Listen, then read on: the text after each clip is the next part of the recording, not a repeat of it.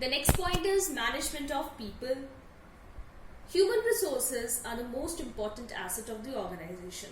And I've been telling you this thing from the starting of our commerce section, that in business management is very important and the main resource of management is human resources, right? So management is all about getting work done through people as well as achieving organizational goals through them.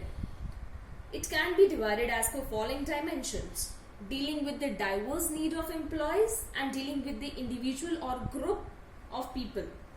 All the efforts of management relate to how human being can be put to use as an organization. So management of people is all about that, how to manage the different classes of people, like how to manage employees, how to manage workers, how to manage supervisors, how to manage the board of directors team. So different sort of people are there. So to manage those people is known as management of people. Now here comes the third point under management is multidimensional. That is management of operation, management of activities. Every organization provides goods and services. This requires a production process in which inputs are converted into desired output. Management of operation combines the management of work along with the management of people to produce the goods.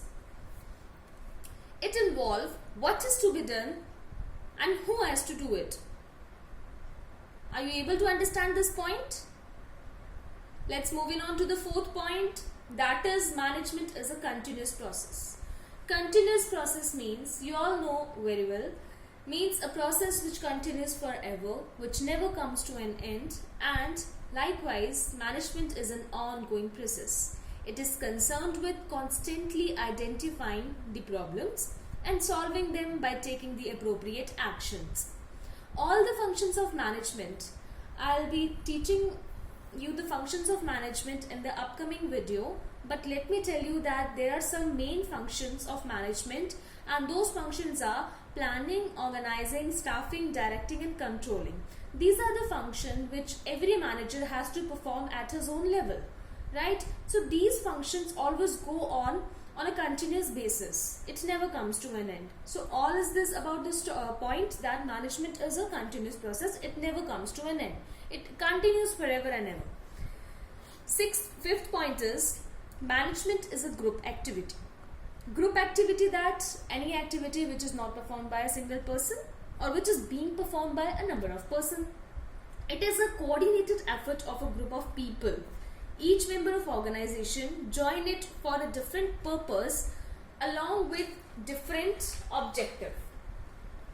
But they all work together to achieve organizational goals.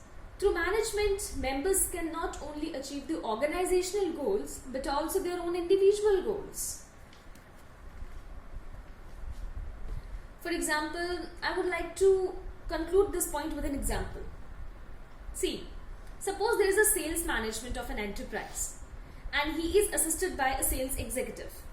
To achieve the sales target set by the company owners, the sales managers manages all the sales executive as a team, but at the same time, he manages each sales executive to strengthen his or her selling skills. You're getting my point? The organizational goals is also being accomplished, and the individual goals, that is the individual targets of all the sales executives, is also being taken into consideration. That is to strengthen their selling skills, right? So next point is management is a dynamic function. So can you tell me the meaning of dynamic? What is dynamic? Dynamic means ever changing.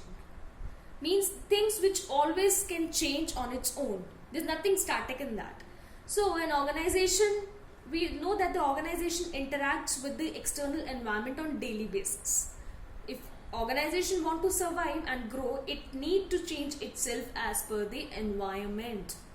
Management helps the organization to adapt itself to the ever-changing environment. So management is a dynamic function. Management can change itself as per to the needs and requirements of its environment. The last and the seventh point is management is an intangible force. What do you mean by intangible? Intangible means a force which can be felt. We cannot see or we cannot touch it, but it can be felt. So management can't be seen, but its presence can be felt when the targets are met. Employees are happy and there is orderliness and coordination in the working environment. How can we say that management is an intangible force? If in a company the targets are achieved on time, all the working class is happy, employees are achieving their goal, they're happy and they're working in a congenial environment. It means that everybody is happy in the organization. And how people are happy? Just because of management. It means that management is present there. Because people's happiness, you can judge that yes, a good management, a management is there. Right? But you cannot touch it, you cannot see it, you can only feel it with the happiness of the people, with the congenial working environment. So, here comes the end of the features and characteristic of management. That's all in this video. Please make proper notes of this topic in your notebook. And after that, I'll give you proper worksheets also. Thank you, students.